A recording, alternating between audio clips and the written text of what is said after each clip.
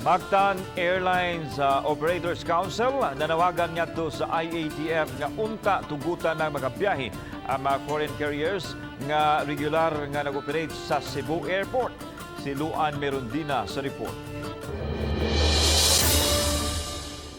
Sukad Hunyo 19, operational na ang molecular lab sa Mactan Cebu International Airport. Mamahimo kining makatest og 1,500 ngadto sa 3,000 ka mga swab samples matag adlaw. Ang Mactan Cebu International Airport lang ang adunay kaugalingong molecular lab sa tanang tugpahanan lukop nasod nga accredited sa DOH ug RITM. Apan hangtod karon, bugtong mga sweeper o repatriation flights pa lang ang gitugutan. That decision again remains within the purview of the IATF, the DOTR, and the national government.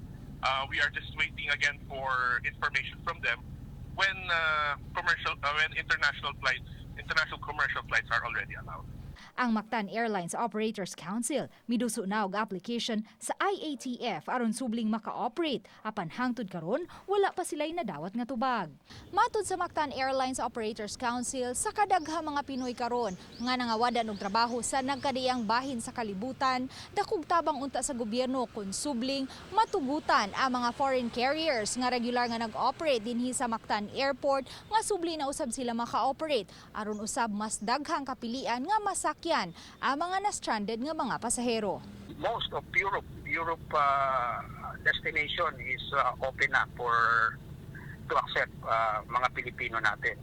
So kailangan din nilang magkaroon ng masasakyan from here, from Cebu, going to those countries. Lakip sa ilang gihangyo nga unta, mabahin ang mga pasahero nga motugpa sa Subo matag adlaw sa mga foreign carriers, subay sa kapasidad sa molecular lab.